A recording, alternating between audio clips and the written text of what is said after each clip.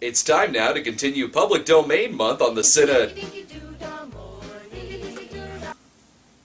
Yeah, what?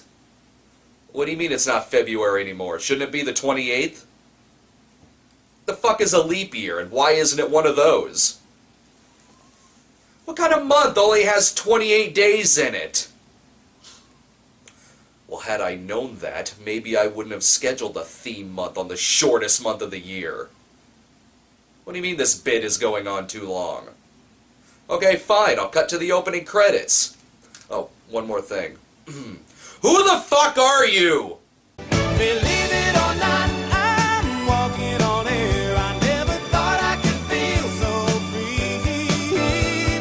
Flying away on a wing and a prayer. Who could it be? Believe it or not, it's just me.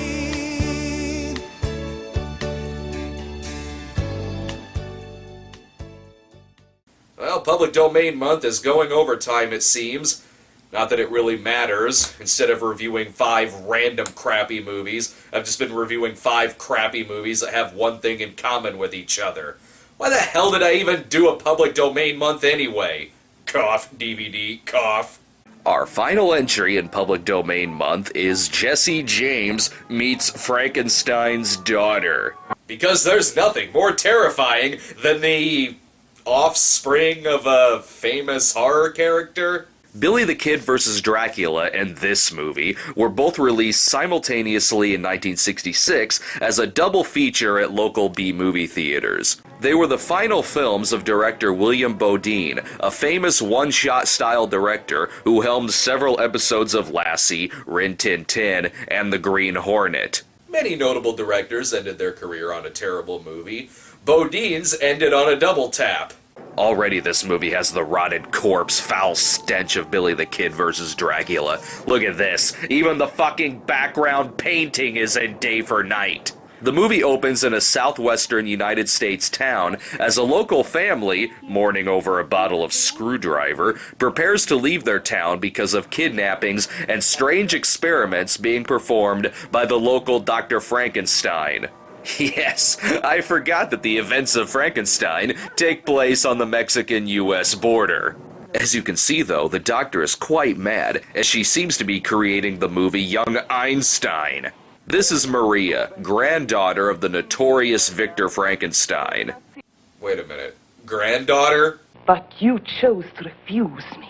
Maria Frankenstein, granddaughter of a count. The title clearly states that the movie is about Frankenstein's daughter. First, Billy the Kid vs. Dracula doesn't even have Dracula in it, but now this one can't even get the daughter of Frankenstein?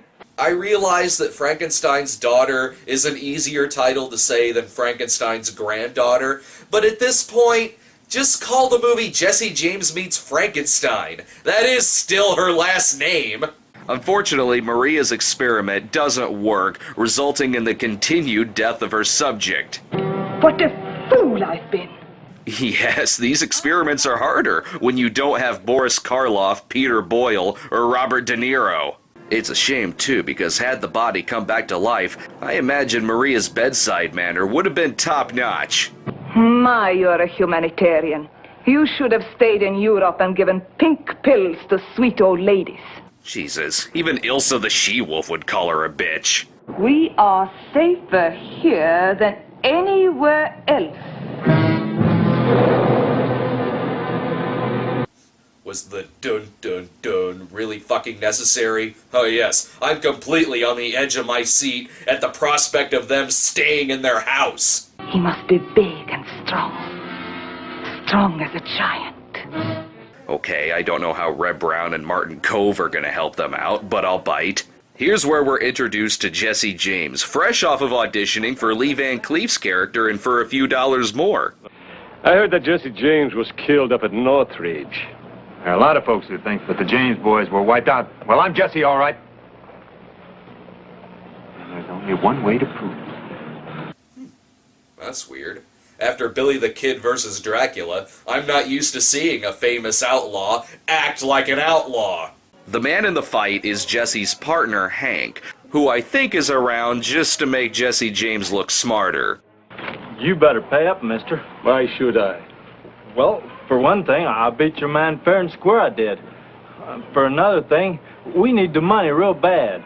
The movie switches over to a meeting of the Wild Bunch, who are awaiting the arrival of Jesse James and Hank. I forgot. Who directed the movie The Wild Bunch? Sam fucking Beckenbauer. Yeah. The signal is then given when Jesse shows up. Hello? Sounds like a giraffe is dying. The Wild Bunch wants Jesse James to help them rob a stagecoach, and the tension already starts mounting between Jesse and Wild Bunch member Lonnie. And I hear the real Jesse James was shot to death. Everybody is trying to make me a corpse. Well, I don't like it. You trying to make me a liar?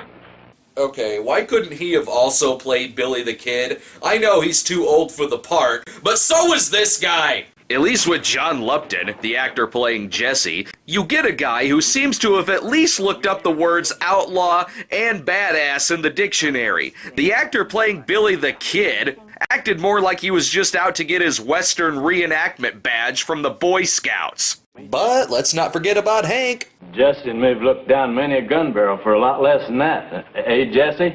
Right, Hank. Hank has the physique of Jason Statham, but with the tact of Simple Jack. Lonnie immediately rejects the idea of the money being split evenly, so he rats the gang out to... Oh, now how is the Andy Griffith Show gonna solve anything? You know this movie is called Jesse James Meets Frankenstein's Daughter, not Jesse James Meets Lonnie. I don't care about any of this. Though that title would be more accurate, since Lonnie is actually in this movie. The trap is set to swarm the stagecoach. Get ready, boys. First coach is coming. That's the first one. Hank is stupid, not the audience. You don't have to repeat things to us. Unfortunately, the marshal and his men show up to take down Jesse James and the Wild Bunch. Jesse, look out! Oh crap, they activated his I got shot switch. While the Wild Bunch is taken out, Jesse and the wounded Hank manage to escape and happen upon... Hey, it's that family from earlier in the movie. He's been shot. Does it count as exposition dialogue if she's explaining something that's already on the screen? Regardless, I like how her dialogue literally rolls off her tongue. Was it God's will that Agustin Rojas should die? Juanita tells her family that she needs to take Hank to Maria Frankenstein as she's the only doctor who can help him. Wow, that's a glowing recommendation when a family that is leaving town because of your sadistic, Nazi-esque experiments can still recommend you to a dying man. Juanita, Jesse, and Hank make the long trip to Maria's when they're attacked by a Caucasian in red face. Oh, the horror! We're about halfway through this movie, and really, it doesn't even matter if the title is Frankenstein's daughter or granddaughter, because so far, Jesse hasn't met either one of them. Eventually, though, they do make it to town. That is the place I told you about. There's where the doctors are. Oh, you mean behind the giant painting? Do we just run through it like the fucking Roadrunner? What happened? Well, he shot himself cleaning his gun. Oh, it was terrible, Doctor. The bullet moved so fast it didn't even leave a hole in his shirt. Meanwhile, the Marshal and Lonnie are busy tracking down the set from Rio Bravo, but never mind that. Maria has decided to fix up Hank, feeling that Hank is the perfect specimen for her brain transplant surgery. Jesse James himself, though, tries to get a little backstory from Maria. Our experiments were not always understood or appreciated in our own country, so we had to leave. Yes, they didn't approve of you butchering their accent. Jesse jumps into action when the Marshal and Lonnie show up to ask questions, but Maria successfully sends them away. Just the marshal looking for some outlaws. Oh, did he say who they were? And did they say if they were terrible at acting casual? Luckily, Hank will be in surgery for a while, so Jesse gets to have a little alone time with Rosalita. Wow, the sound of crickets is incredibly prominent for 2 in the afternoon. Why must I go? Because I do not trust the Frankensteins. Really? That's funny, seeing how you sent them to her. Jesse makes his move on Rosalita, and it's his lucky day, because minutes later, Maria makes her move on Jesse. I'm thinking right now he really wishes the title was Jesse James Fucks Frankenstein's Daughter. Unfortunately, though, Jesse turns her down, causing Maria to go into a jealous rage with her brother Rudolph. Personally, though, I think she's only upset because years from now she really wanted to say this line. He was my boyfriend! No time for love, though. She's got plenty of work in the laboratory to do. Just add a couple of stilts and 20 gallons of gravy, and she'll finally have her very own Tor Johnson. Though with all of that cocaine added to the brain, I think she's only going to end up with Boy George. Oh, now what is putting a crown of thorns on him gonna do? After attaching the army helmet / bar window sign, she's ready to bring Hank back to life. You are evil. Do you understand me? Evil. Nice. She's bringing him back to life with a sound that'll make him want to kill himself. Rudolph, however, wants to sabotage her experiment by injecting Hank with poison. No. Why not? Oh, we're wasting time. Wow, I was wondering why his name was Dr. Subtle. Igor! Save me! Igor, save me! Wait, Igor? The creature's name is now Igor? Yes, I almost forgot that not only was Igor a 6'5" bodybuilder, but he was also Frankenstein's monster as well. While all of this is going on, Jesse James is set to town on a wild goose chase by Maria to pick up medicine for Hank. What's this? Stuck in a terrible movie with Jesse James, we can make a break for it when the director reloads the camera. I understand. While the pharmacist makes Jesse wait, he sneaks off to the sheriff's station to let Lonnie know that Jesse is across the street. Johnson, you see this? This is made to take care of tough guys. Well, that, and it can still kill pretty much anyone you point it at. Lonnie then sneaks in to shoot. Oh, no. You're supposed to wait till he fixes a painting first. Realizing he's been double-crossed, Jesse races back to save Hank. I go to the march at Shelby for help. I know what it'll mean if I bring him back with me, but I'd rather see you dead than see you looking like Hank. I still have to go back to Hank. 5 minutes later. Save your strength, Jesse James. You will need it. This might turn out really bad. She could turn him into the movie American Outlaws. The marshal is no luck in saving Jesse, but luckily, once Rosalita comes in, it reminds Hank that he once had a 2-minute conversation with her.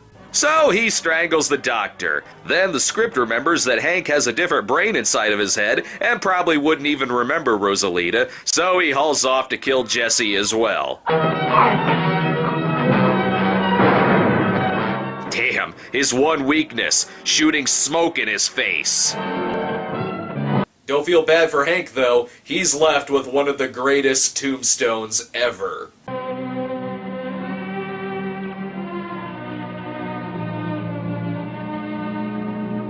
I hope to God that when I die, my tombstone reads something like, "Here lies the cinema snob. He once reviewed Troll 4 with Phalis." The only tombstone that's better than that is the movie Tombstone. Rosalita desperately wants to ride along with Jesse, but he turns her down, figuring it best to ride off into the sunset with the marshal and, I don't know, go fight vampires at the Titty Twister or something.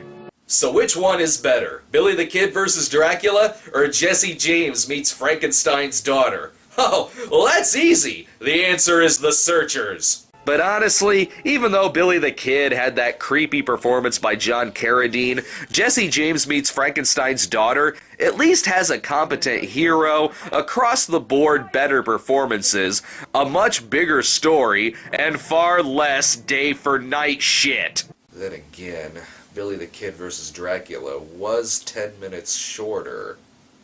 I don't know which one I'd rather watch. Seriously though, the Jesse James movie is better. But that doesn't take away from whose bright idea it was to make these two movies. Movie monsters and American Outlaws? What the fuck? It's probably not a mystery that there were drugs involved in coming up with these movies, given that it was the late 60s and all. But the question should be, what kind of drugs? How about you make a movie where Calamity Jane squares off against the creature from the Black Lagoon? Wouldn't be any more stupid than the rest of these movies. The only pairing I could think of that would be worse would be the pairing of James Franco and Anne Hathaway. Its head isn't just like a wolf.